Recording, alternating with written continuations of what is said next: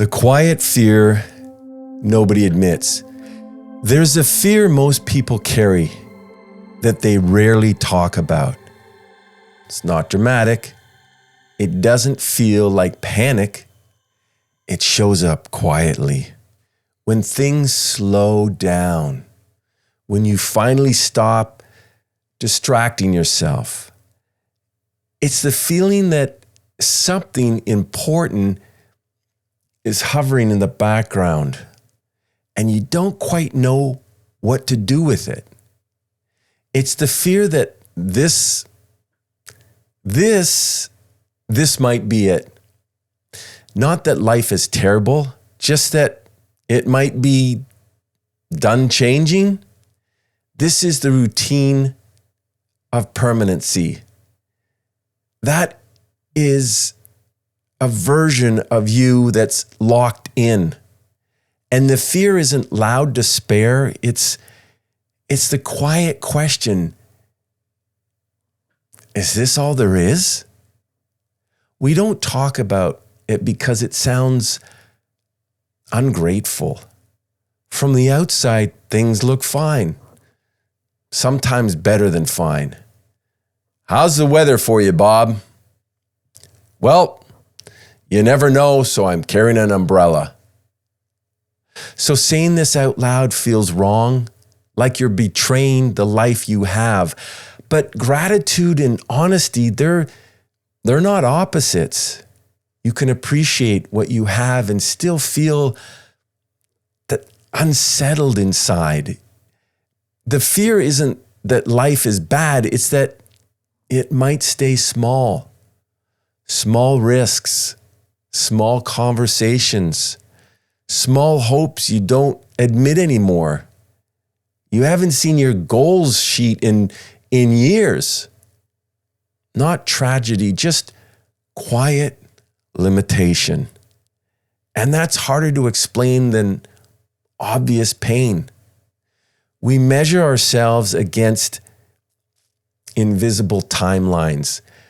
What we thought adulthood would feel like, what we thought success would look like by now.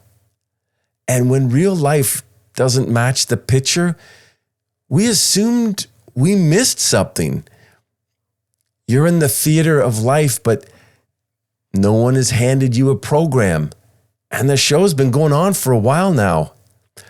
But most of these timelines were imaginary to begin with. We grieve lives we didn't live, even if we never name it as grief. That version of you that moved away, that took a risk, said yes sooner, that grief doesn't always feel sad.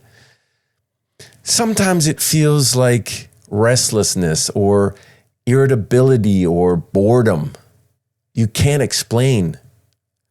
I don't think we talk about this enough. Contentment and ambition often feel like they're in conflict with each other. You want peace, but you also want expansion. You are a curious, creative, expanding human being. It feels confusing to want more when nothing is technically wrong. Everything looks good on the paper, but something feels off. So you silence one side of yourself to protect the other. This fear gets louder when life gets quieter. Late at night, long drives, brushing your teeth, staring at yourself in the mirror. Moments when there's no one else to perform for. The fear always is there. There just wasn't space to hear it before. But now that you're taking the time, finding those quiet moments, the voice inside your head keeps tapping you on the shoulder. Naming the fear doesn't make it heavier, it makes it workable. Unspoken fears grow vague and overwhelming. Spoken fears become specific. And specificity gives you options. It doesn't solve everything. It gives you something real to respond to. If you felt this fear, it doesn't mean you're failing. It means you're awake. It means you're still in conversation with your life, still paying attention. That awareness isn't something to get rid of. It's information. It's something to massage, something to grow.